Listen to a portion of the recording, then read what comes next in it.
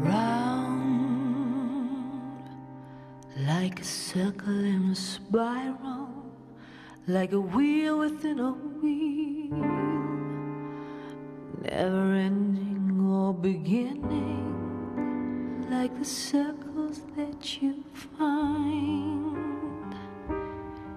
in the windmills of your mind.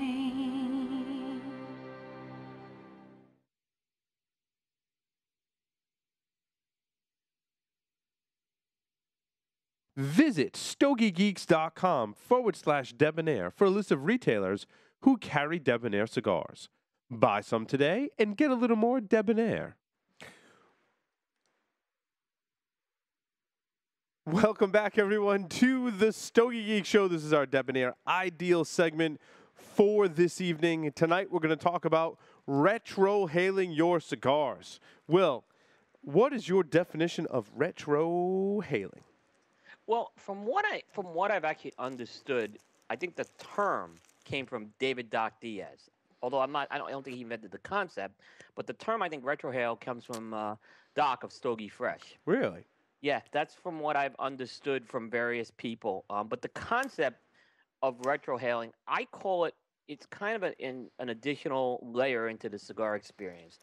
You know, when you're drawing on a cigar, there's obviously some smoke that's going to go in your mouth, and your tongue is going to pick up some of the sensations of that smoke. But there's one that can go, I would say, when you kind of exhale it, you can also exhale it either through the mouth or through the nasal passage. And through that nasal passage, you'll get a series of flavors in that nasal cavity, which will basically give the cigar, I would say, an additional layer of an experience there. Well, I'll even, excuse me, tobacco in the mouth. I'll even take it a step further and say with your mouth, you taste in 3 or 4 different areas, right? Yep. There's the front. That's the sweet area. The sweet area. There's kind of like the back portion of your mouth. The bitters. The bitters. And then there's the sides, which is sour. And salty. It's sour and salty. Right. So there's 3 areas inside your mouth which you can pick up on different tastes. Right. Retrohaling gives you, I don't know if there's a specific flavor. It certainly gives you a lot of the spice and the pepper components, but it also gives you a lot of flavor as well. It does. And you know, there are times when I retrohale, you will get sweetness, particularly when you get those cedar sweet spice notes. I find that, you know, when you retrohale, you'll pick up an extra sensation. And you know, there are folks who don't retrohale. I know. I never realized this because I always retrohale just, I guess because in college I used to smoke cigarettes, and that's where I learned to retrohale, I guess, which probably isn't too healthy to do the cigarette. But with a cigar, it's definitely all about getting the flavors. And just as a natural habit, I would blow the smoke through my nose. I probably tend to do it too much. I don't know if there's a right or wrong, the amount or whatever. But is there a right or wrong for how much you should retrohale?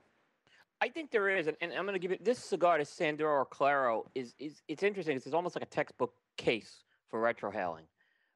You know, you're going to get some of the creamy, woody notes on the tongue that you're going to get, a little bit of sweetness. But when I retrohale this thing, there's a sharper spice that I wasn't expecting, black pepper that's coming through here.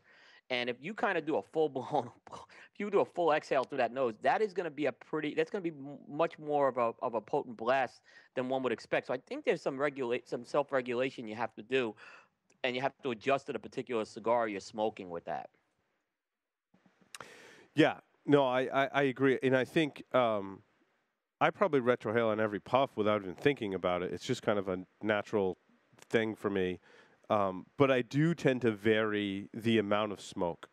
And I think you're right. Milder cigars, I tend to retrohale a lot more of the smoke that I take in from a puff. With stronger cigars or cigars that have a little more spice to them, I tend to retrohale a lot less smoke. Yeah. You know, again, if someone doesn't retrohale, I don't fault them for that. You know, and there are some people who just don't retrohale, and I've spoken to some of them. I don't think if they're enjoying the cigar, that's fine. I think they're missing out on a dimension of it. I agree. And sometimes when you're measuring, particularly body, I think the body, when you retrohale, you get sometimes it will have an additional body that you may not pick up just on the tongue, because there's a lot more weight that's going on from those flavors right now. Yeah, I think you just get a lot more flavor from the retrohale. Like there are these kind of like sensory things in that retrohaling process that you can only get from retrohaling it. No, exactly. I think, but I think in the end, I think it adds to a. It really does add to it when you're smoking, and it becomes when you're a newer cigar smoker, it's a little tougher to do. I find, particularly when people come over from cigarettes, I think the retrohale thing is a completely different concept to them. But it's almost like riding a bicycle, is what I'll tell you. Once you start retrohaling, it will come so naturally that Yeah. you won't think twice about it. Well, and I think that's a problem that I have, and I want to caution people. I'm glad we did this segment, Will, because it's forcing me to think about it now, is that you should not retrohale and then retrohale. Because when you don't retrohale, you want to use your taste sensations in your mouth to get all those flavors and sensations from it and focus on just that. Then you want to retrohale and focus on that as well. And I feel like if you don't separate them while you're smoking a cigar, and I tend to be the person who violates this rule all the time, I tend to retrohale every puff without even thinking about it.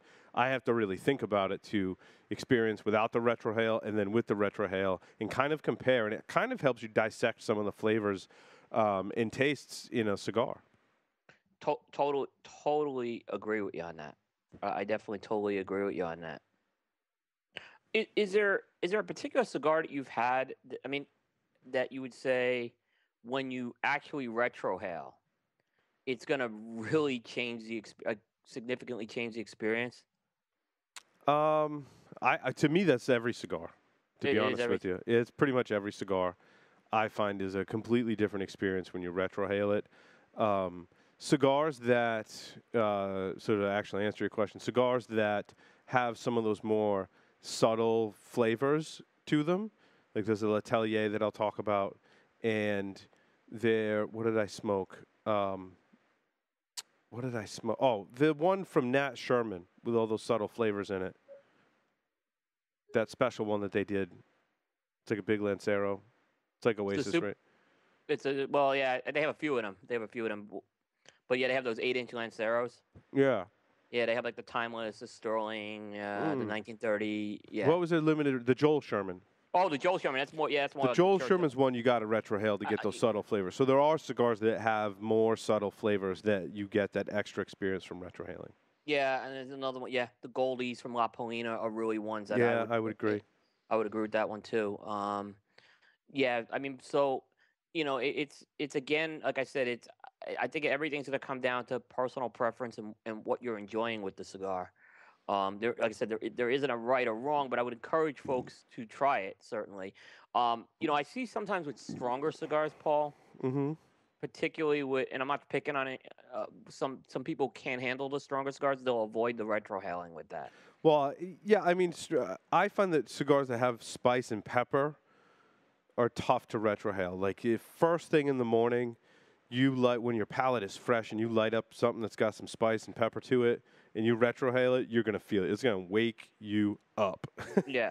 And that's the times when I can't handle the retrohale. But other than that, when I smoke a strong cigar, we just did a segment on strong cigars. I retrohale every single one of those, but it's usually later in the day.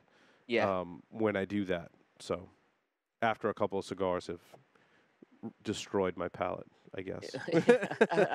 Makes it easier to retrohale. I have seen sometimes a cigar, particularly if it's going to put a lot of pepper out on the retrohale, it sometimes could smother it. Yes. I have seen that happen. And yeah, you don't get anything else on the retrohale but the spice and pepper, and you're missing out on all the flavors. So then it's not, So, well, that's good. So, yeah. I think we covered retrohaling pretty well. I encourage everyone to try it. Vary the amount of smoke. Try it with different cigars. Try it at different times of the day, and you're going to get a different experience. So, one last point: aroma too. You'll get some of the great aromas from the cigar that way too. Absolutely, I agree. Yep.